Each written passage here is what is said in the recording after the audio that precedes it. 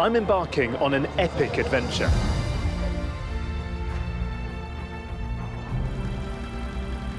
From spectacular natural landscapes to the busiest cities in the world.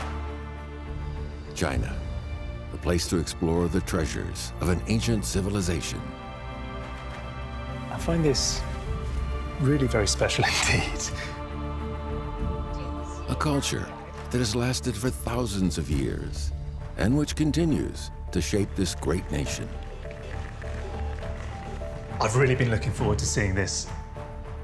And to truly understand the secrets of a country's soul, I think you need to immerse yourself in its art. Time for the journey to begin.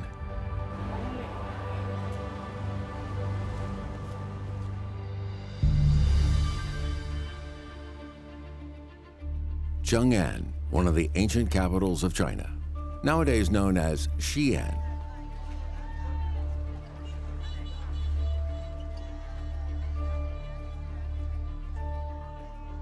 "1,500 years ago, it was one of the most internationalized cities in the world, a place of bustling trade and new ideas.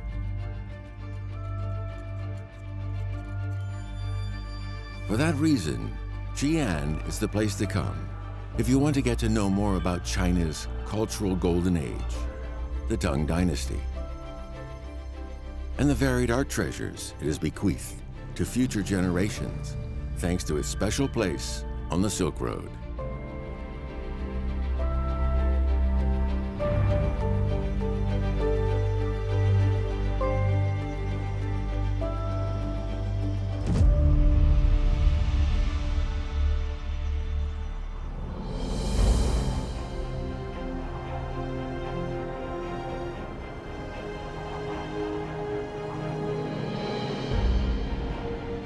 This leg of the journey will start from Mount Hua in northwestern China.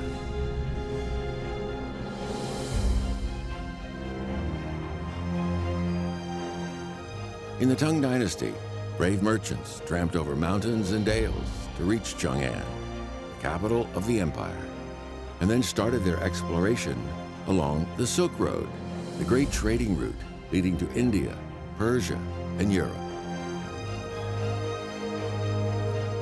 All these people, they came back with different knowledge about the West. Wang Haoman is a writer and explorer.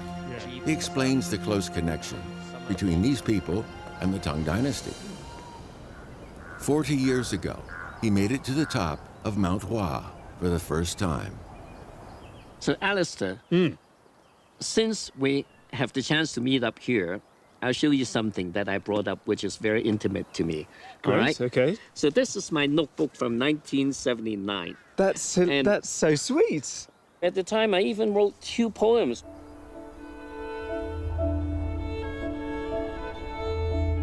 自古華山路一條，我今攀登費兩朝，回心石旁三思後。長空斬盡四枝搖."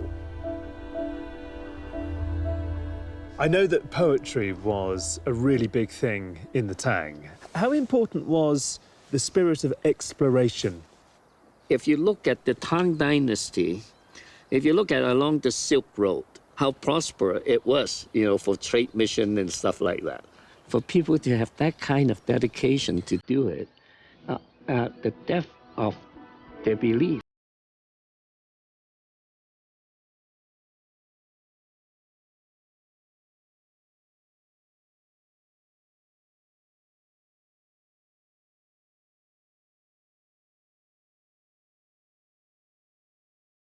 One place to go if you want to know more about that prosperous age, Xi'an.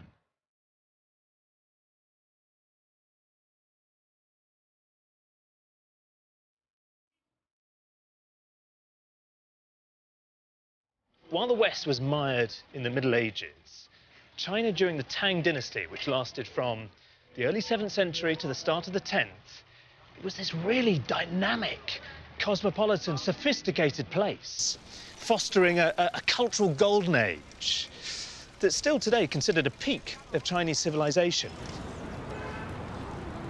The exchange of ideas along the Silk Road exercised a massive influence on the art of the Tang Dynasty. Many treasures from that era are now collected in Shanxi History Museum in the center of Xi'an.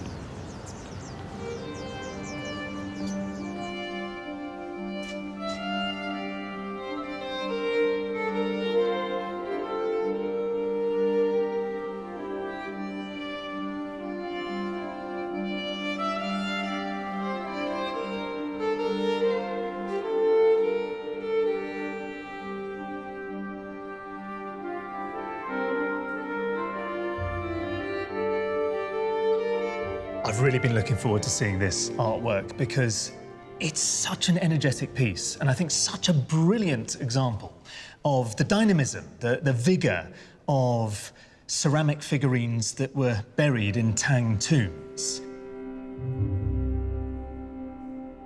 And what we see is obviously a camel. One of these two-humped Bactrian camels, the very reliable so-called ships of the desert that plied the Silk Roads. But in this case, on those humps, balanced quite precariously on this rug, you have 7 musicians in Chinese dress and a woman standing in the center, a performer, probably a singer. Have a look at the colours of the sculpture. There's a particular technique that's associated with Tang Dynasty ceramics. It's called sansai, which means tricolour. It's about the glazing. And traditionally, the 3 colours would be, well, you can see them here. There's a green, there's an ivory colour, this amber brown. In this case, there's actually a 4th as well, the blue, which runs along the tassels of the rug and also some of those diamonds in the pattern of the rug itself. The musicians are playing musical instruments from Western China. The rug is from Central Asia. So you see in this one piece, which would have been buried with someone elite, a taste in the Tang era for the exotic, for the foreign.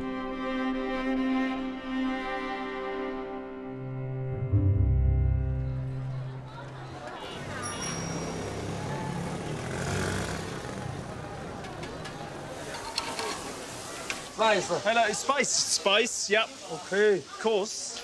Oh, that's a lot of spice. No, all right, that's good. Ah, thank you. 谢谢. 不客气。 1 squid lollipop. First, I've got to pay. In fact, the most exciting about this is I'm going to pay using my phone. There we go. Bing, bing, bing. Tick. Perfect. Thank you.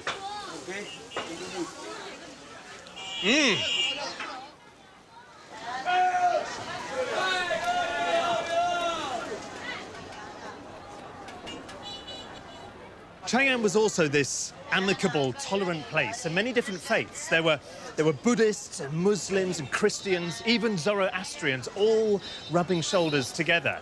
And amidst the hustle and bustle of the city's streets, this perpetually shifting, hurly-burly spectacle of it all, inevitably new influences and ideas transformed Chinese art.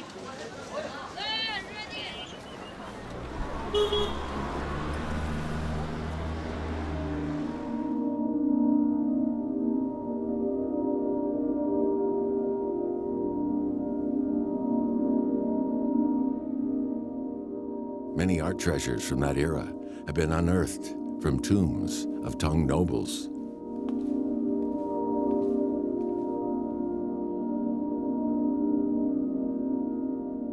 These exciting and valuable tomb murals are kept in a temperature-controlled exhibition hall.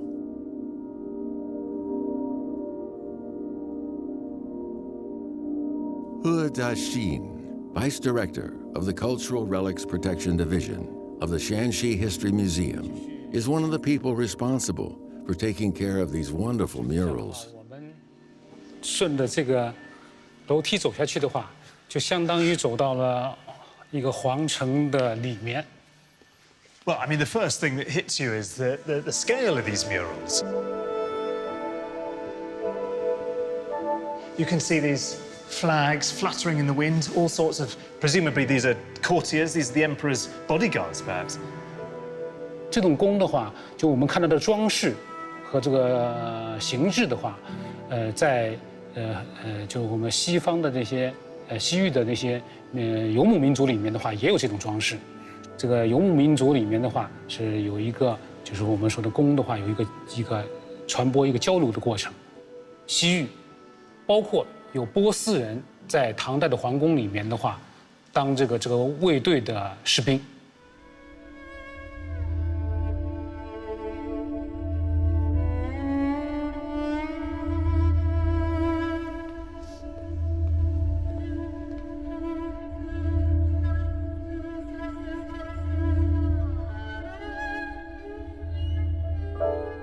I find this such a fascinating scene because you've got 6 different figures, but there are so many clues about their identity and importance according to how they're dressed. So you have this group of 3 to the left, and they've got these long yellow flowing gowns, these high hats.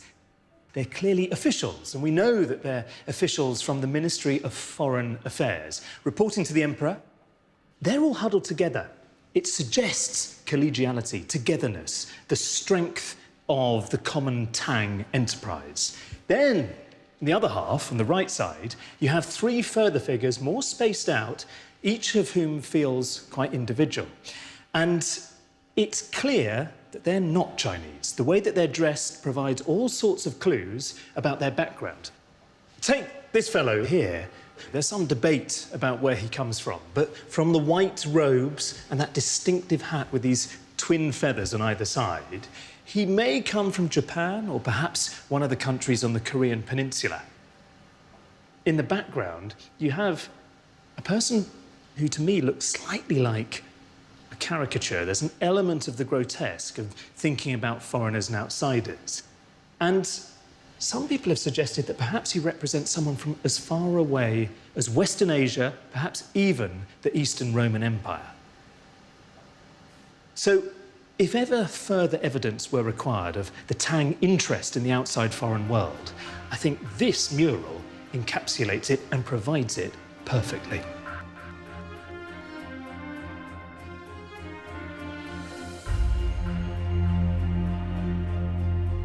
In today's Xi'an, evening is the best time to appreciate the Chinese people's love for the Tang Dynasty. At that time, the light in the Tang paradise illuminates the sky.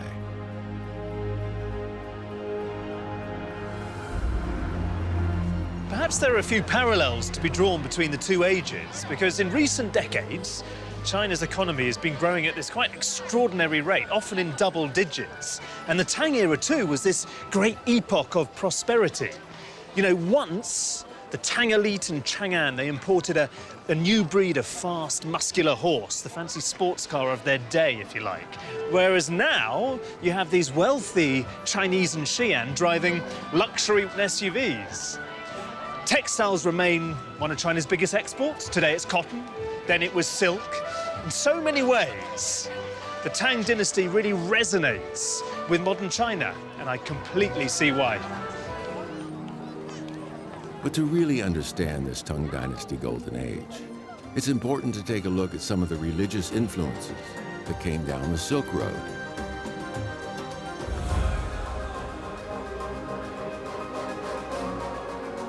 These are especially apparent in the murals and other treasures that are being brought back to life by an expert restoration team.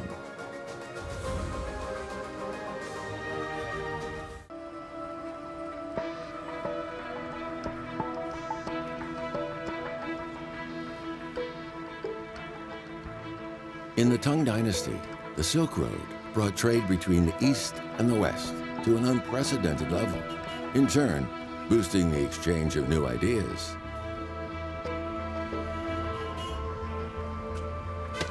Thanks a lot. Cheers. Okay.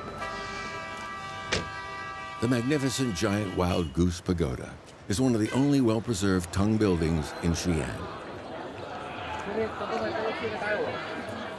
It was built to preserve the Buddhist works, Xuanzang, a Tang monk brought back from India along the Silk Road.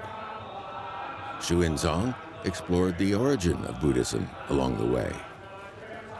Back then, Buddhism was still a relatively recent arrival in China. Professor Wang Xin is an expert on what the brave Xuanzang introduced into China as a result of his experiences. So the thing that I need to understand, right? Ming Dynasty, there's a famous work of literature, Journey to the West. Ah, yes. That's all about this monk. Yes.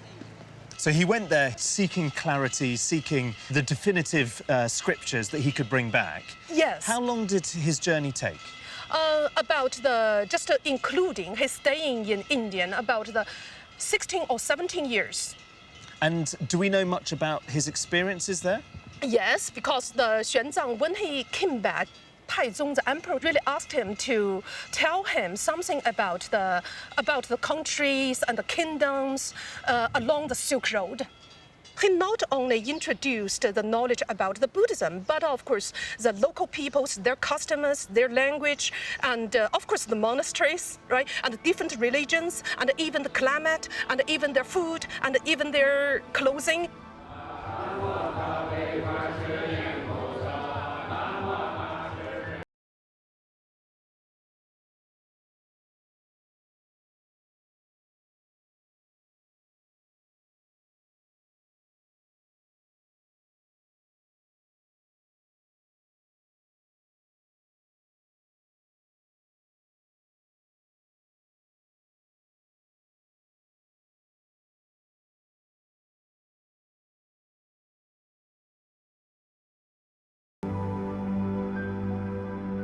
Interestingly, although the posture of this gilt Maitreya sculpture is reminiscent of that found in Indian depictions, scholars point out that the way Maitreya is dressed displays unmistakable Chinese features. This sculpture dates back to the 6th century. Several centuries later, artists created another popular image of Maitreya with even more obvious Chinese features. It's a type that people refer to as the laughing Buddha, the jolly Buddha, but he's a really great example of the way that China and Chinese artists imported the idea of Buddhism from India and then remolded the figure in their own image.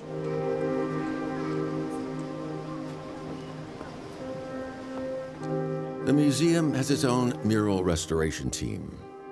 Getting involved in their work is a great way to get to know more about these amazing works of art.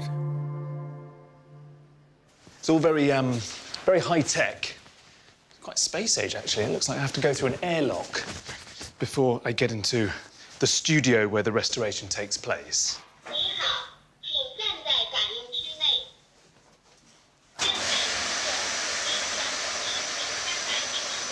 Bit of a shock. It's an air jacuzzi is what this is. Very pleasant. Not a speck of dust.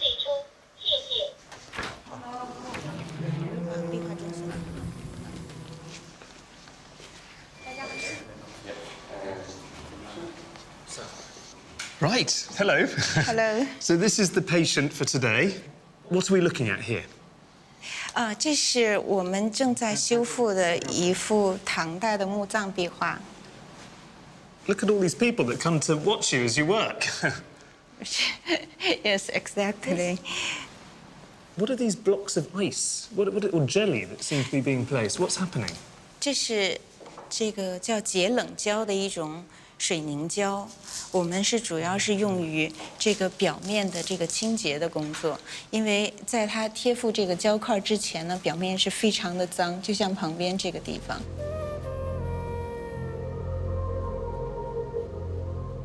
这个是去除了表面的这个泥渍、空气的降尘污染以后，才能出现恢复出来这样的线条。That's so delicate. So that's just the top layer of dirt that's coming off. 这个动作呢是非常细微的，必须要非常的细致才能够处理，否则的话，稍微有一个不慎重的动作呢，就会导致表面的这个颜料层被带走。In the process of restoration, Do you learn anything new about the original techniques used by these artists to create the murals? 那么在古代的时候呢，会先在这个墓室的这个墙壁上呢，或者是砖墙，或者是土壁墙上抹一层这个麦草泥层，麦草泥层上面呢再抹一层这个石灰层，就像现在这个石灰层，也就是现在我们看到的这个唐代的这个壁画的这个石灰层。那么在这个石灰层上面呢，再画这个线条来画这个画，画好之后呢，再涂这个颜色，就是再涂这个颜料。 Were there any pigments used that came from far away? 其实，在敦煌和新疆的一些石窟寺里头，用到一些外国的颜料，比如说用阿富汗的这个青金石，lapis lazuli. That came from very far away, expensive. Afghanistan. 颜料。 In the 10th century, the Tang Dynasty started to decline. China entered the turbulent period of 5 dynasties and 10 kingdoms. But now, 1,000 years later, the art and spirit of the Tang Dynasty is still cherished in China.